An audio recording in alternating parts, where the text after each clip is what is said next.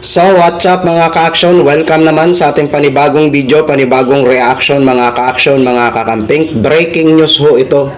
At sabihin ko na, nalulungkot po ako. Anong nangyari? Di ba? Anong nangyari ho?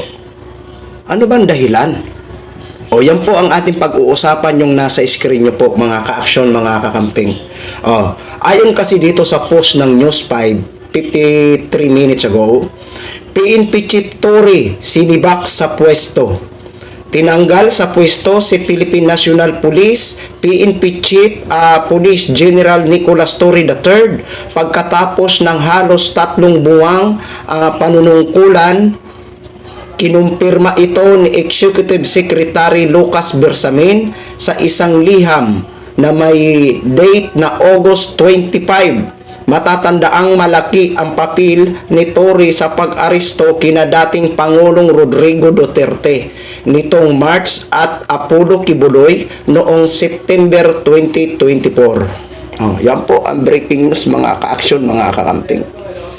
Nag-aabang ako kung ano ba ang dahilan kung bakit sinibak, tinanggal ito si PNP Chief General Nicolas Torre III. Di ba? Ang laki po ng naging papel at tulong nito ni PNP Chief. Kaya nalulungkot po ako. Ako saludo ho talaga ako dito kay PNP Chief. Dahil sa kanyang paninindigan at pagtupad ng kanyang tungkuling sinumpaan. Di ba? Nakakalungkot ho. Pero hindi pa natin alam kung ano ba ang dahilan. Di ba? Kung bakit siya tinanggal. Yan po ang atin aabangan mga ka-action, mga kakamping. Diba? Nanghihinayang po ako sa isang PNP chief katulad ni General Nicolas Torre III. Diba? Alam natin na ang mga antay sa kanya tuwang-tuwa ho kung makita ang mga ganitong mga na tinanggal si PNP chief. Tuwang-tuwa ho sila. Diba? Pero tayo na alam natin kung gaano magtrabaho ng tapat ito si PNP Chief General Nicolas Torre III. Nanghihinayang ho tayo mga ka-action. Nalulungkot po ako talaga. Nalulungkot po talaga ako nung nabasa ko ito kasi may nag-forward sa akin na isang followers natin. Tapos ngayon tiningnan ko sa mga mainstream media kung totoo. Nakita ko nga dito sa News 5. Breaking news. Di ba? Ulitin lang ho natin pagbasa mga ka-action, mga kakamping ha. PNP Chief Torre sinibak sa pwesto. Tinanggal sa pwesto si Philippine National Police PNP Chief Police General Nicolas Torre III pagkatapos ng halos 3 buwang panunungkulan. Kinumpirma ito ni Executive Secretary Lucas Bersamin sa isang liham na may date na August 25. Matatandaang malaki ang papel ni Torre sa pag-aresto kina dating Pangulong Rodrigo Duterte nitong March at Apollo Kibuloy noong September 2024. Yan po mga ka-action, mga kakamping. Di ba? Ano kaya ang dahilan nito? Di ba? Ano kaya ang dahilan? Bakit ganun?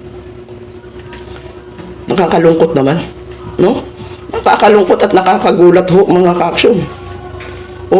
Hindi pa naman to retired eh. Di ba? Hindi pa naman retired ito si PNP Chief Nicolas Torre III. Di ba? Kaya nakakagulat. Bakit? Ano bang dahilan kung bakit tinanggal?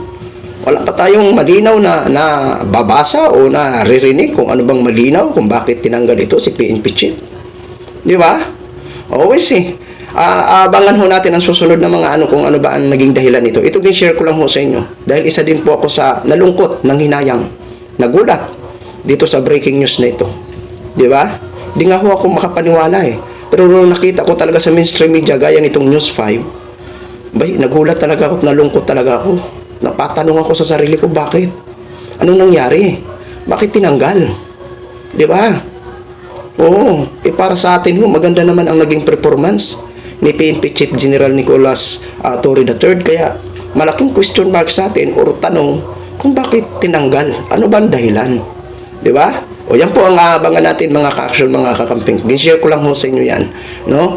So, para sa akin mga ka-action, mga kakamping, no? Ito lang, kung mapanood man to ni PNP Chief, saludo po ako sa inyo. Maraming salamat po sa pagtupad ng inyong tungkulin para sa bayan. Thank you po, Police General Nicolas Torre III. Thank you so much po. Mabuhay ka po. Ayan. So yun lang po mga ka-action, no? Maraming salamat po sa ating mga viewers, Luzon, Visayas at Mindanao, all over the world. Ako po ang inyong lingkod, si The Action Man. Good morning, everyone.